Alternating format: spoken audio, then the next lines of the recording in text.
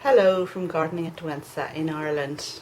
And what I've done is I've travelled north in the Irish Republic to Northern Ireland, which of course is part of the UK. And the reason why I'm here is to see an amazing garden called Mount Stewart.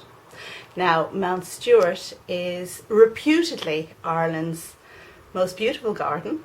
It benefits from a wonderful microclimate and has an amazing array of plants. Also really well attended and really well cared for. So I've been looking forward to seeing this garden for many years, and I just thought before Brexit hits and the border to the north becomes perhaps a hard border, I'd better get up here and check it out. So come with me today and let's have a look at Mount Stewart Gardens.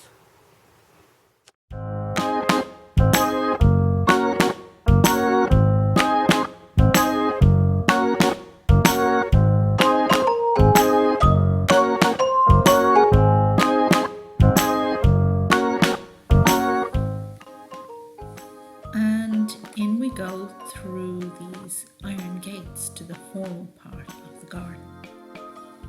And let us just take a look around. Now, the way this garden is laid out, we have several garden rooms adjoining each other, and each one is done in a different style. So you have the Spanish garden, the Italian garden, and well, there's just so much to see. It had rained the day before or the night before we visited, so the whole garden had a certain freshness to it. This grass area was surrounded by a pergola that ran all the way around, and we had fun exploring the plants there. That's the amazing house, which I didn't go to visit because I'm not really so interested in houses as in gardens. And there you get an idea of the lushness that abounded in this wonderful garden.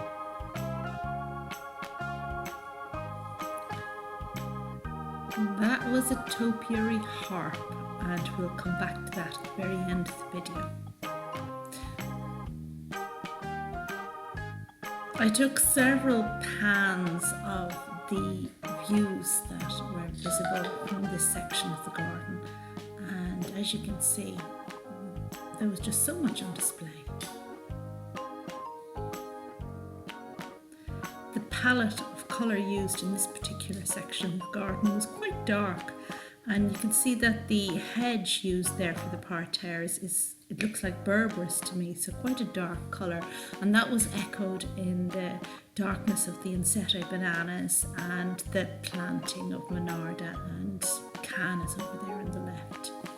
So quite a formal layout in terms of these parterres surrounding a central water piece, and I guess that harks back to the style of the time. Dahlias were looking fantastic, and dark aeoniums again, so keeping in with the theme of darker planting. You can get an idea here of the type of plants that were used in this garden, and there were a lot that really are, well, they're not hardy where I come from, but apparently the microclimate here at this garden down by the loch enables them to grow various things outdoors. Now look at the crinum display there, and in fairness it's been a very good year for crinums. Mine have done magnificently, but these ones have done, well, even better. So let's walk down here between the parterres, and that amazing orange gladiolus there on the left really caught my eye. Orange and yellow, such a beautiful sunny colour.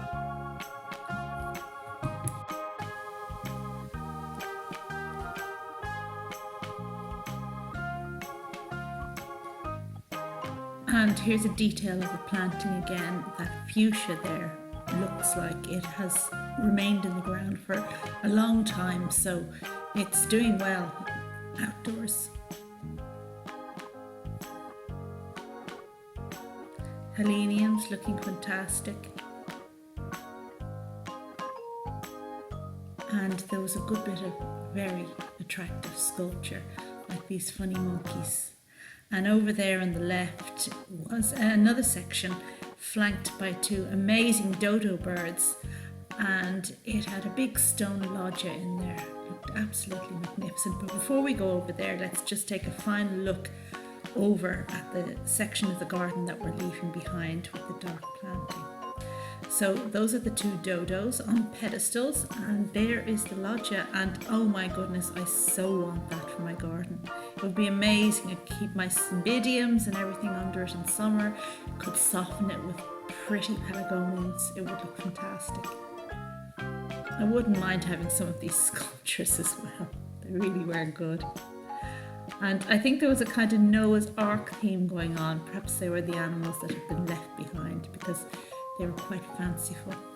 So now we're in the loggia and we're looking out and back up at the area with the stone statues, and to the left the section of garden that we've just left behind. And look at the detail in this stonework. And there's the chair. So let's zoom in on that bench again. And there's my son Samuel sitting down there. He doesn't even know he's in the video. But I caught his eye here, and watch for his signature move. There you have it.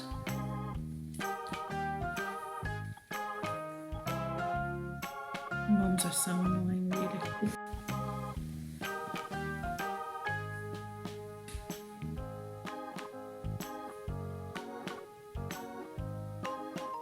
And there were plenty of fountains and water features in the garden. And now we're just having a look over here at various planting schemes. A cute little house with a roof of ivy or some kind of climbing plant.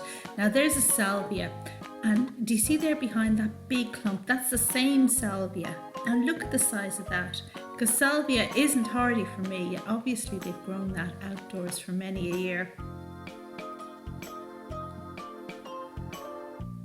That's how you can always tell whether something has been left in the ground over winter and overwintered outdoors, the size of the clump in the ground, because anything really big just hasn't been dug up and brought in. Now this section of the garden that we're looking at, I think was the Spanish section, and it was flanked, I suppose, by this amazing conifer hedge, which had been clipped into a kind of aqueduct style, and it really was impressive. I think I even saw begonia luxurians in pots around that water feature. I think there was just basically showing off with plants of this fantastic garden. Lilies were looking amazing, no sign of lily beetle here, and the scent was fantastic too. Okay, so we're going to walk back up these steps here, back to the first section of the garden that we came in at, the one with the pergola all the way around the central grass section, and through some nice iron gates. And we will spend a moment just to consider the lilies, and very beautiful they are looking too. Here we have a clematis, and the seed heads, well, they look as attractive as the flowers do in the first place, don't they? And Love Lies Bleeding, flanking that harp, topiary harp that we saw at the very beginning, or near the very beginning of the video. And that really brings us to the end of our visit to Mount Stewart Gardens in Northern Ireland. And I hope if you're ever in the neighbourhood that you'll go along and check out this fantastic garden with this amazing array of tender plants. It really is worth a visit. Thanks very much for watching, and bye for now.